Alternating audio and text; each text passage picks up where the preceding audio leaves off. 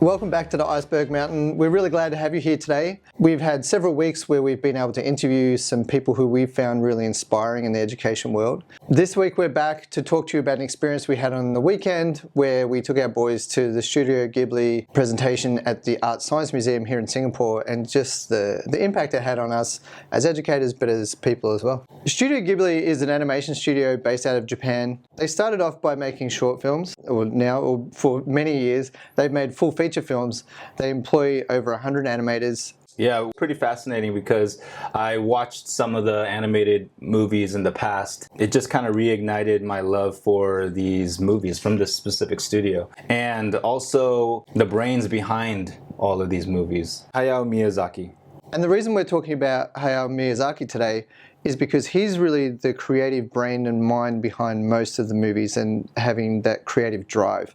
And that is what, for this weekend when we went to the exhibition, we're already interested in the movies and we knew about it and we knew of the beauty of the animation, but the depth of thought behind it and what he describes as like the soul of the movie, that's what really we want to talk about today, is about like how does he incorporate that soul and spirit into movie making, and how might we do that in teaching a little bit. Yeah, we kind of went into a deep dive of Miyazaki. We watched a video essay by Animation. It's a podcast about creative voices in the animation industry. So in this video, the commentator talks about that there's a lot of soul and spirit within these movies.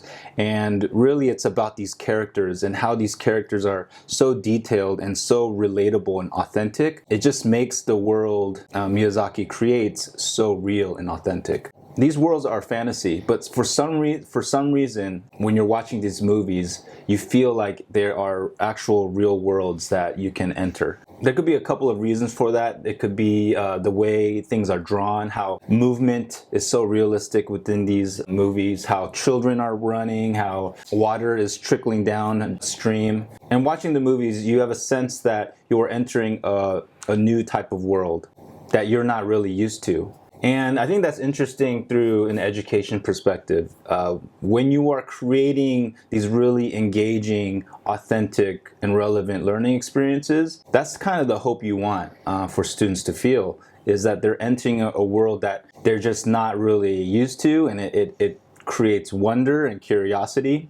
Let's say there's like a PBL unit that integrates music with social studies, and they're able to create a beautiful song, make their own music. To them, they're entering a world that they didn't know existed. It's this new, bright thing where they come out of it thinking, wow, I'm a musician or I'm a songwriter. That's kind of the atmosphere and mood that I get from those movies. And we can try to replicate that as educators. Yeah.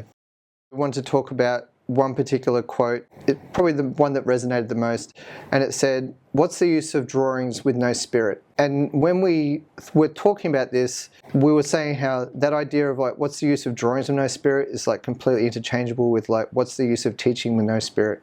If we're not engaged with our students to a point where we're making it magical and like something that we believe in and they believe in, and that we're taking them into a new space where they're excited and they see all the potential that they might have moving forward, then it's still teaching, but it doesn't have much spirit. Yeah.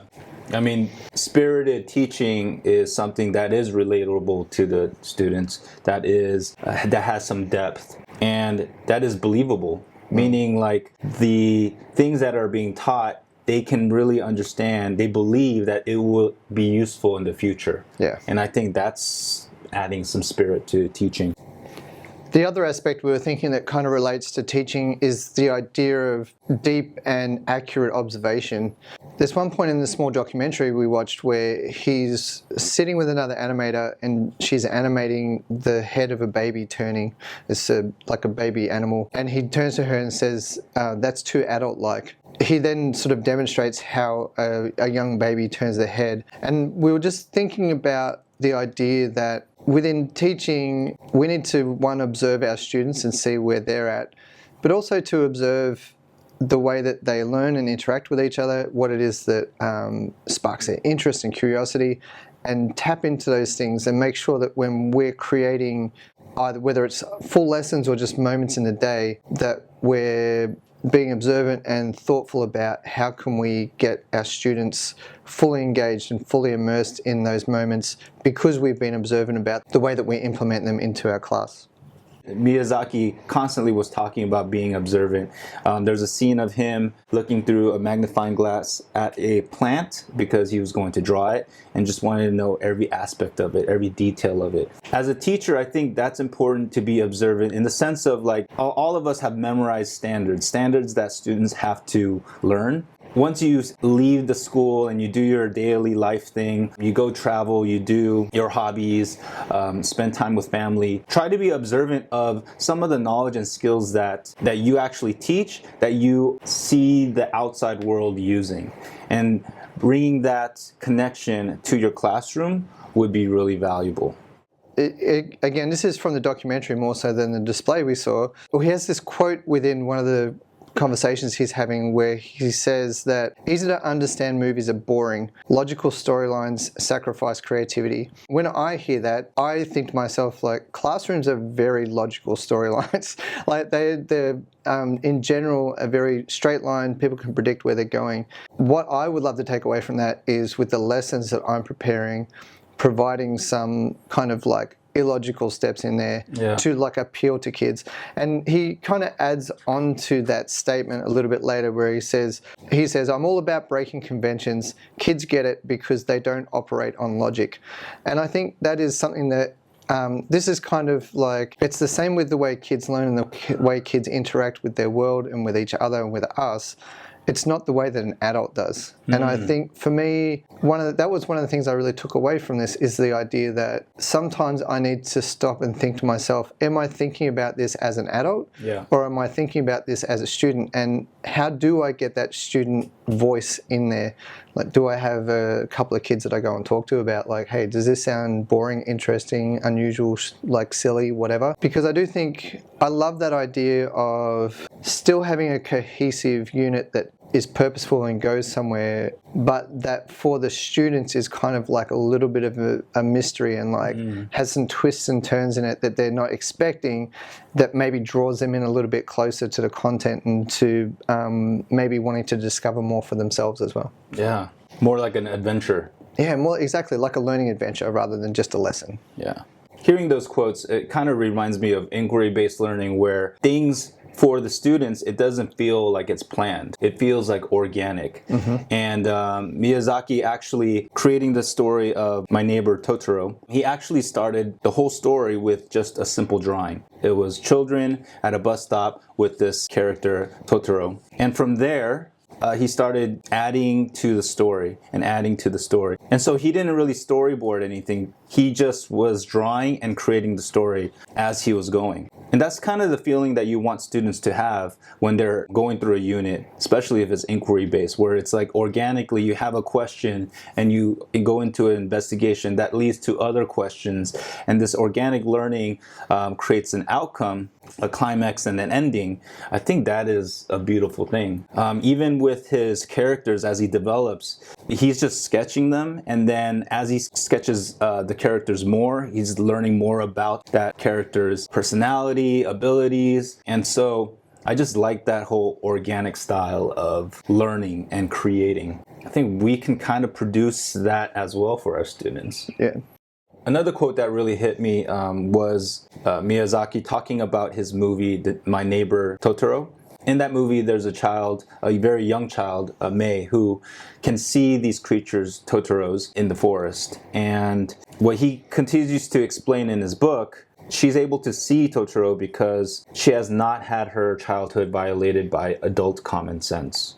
And that really hit me because I do feel like a lot of times we structure things, we create things, we have systems in place through the lens of an adult, and sometimes we have to look through the lens of children. Yeah, I was thinking about it today about the idea of like, what are our students' Totoros? Like, is it the opportunity to just play with maybe materials in the classroom, or is it like, maybe their Totoro is they want to be able to do 3D printing, but it's like it's locked off and you can't do it.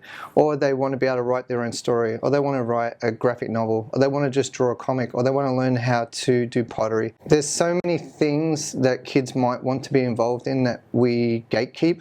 For good reason as well. Like there are logistical reasons why some of these things happen. In an ideal situation where there are opportunities for us to break down some of that gatekeeping so that kids can like have those moments of wonder where they walk up and experience something and come away with like that hold a cow moment of going home to mum and dad and being like, today I did da. You could base it around Totoros. Yeah, it's like, well, like, what is your Totoro? Yeah, exactly. The things we can't see, but that empower them. Maybe. Yeah, absolutely. And I think adding on to that, one of the reasons we find it so appealing from an education point of view is that many of the key protagonists in his movies are young children. He takes and empowers in some way. And I think that idea with education is that is the premise of education, is you're giving students the power to be able to change their destiny or to change things in our world on our behalf. And so there's this really interesting correlation or connection to him and education, we feel. And it seems like it sparked from a past experience that he had when he was little. It was during World War II. His family was fleeing from his town, and there was a moment where a mother and a child asked if they could go with Miyazaki's family and escape that town.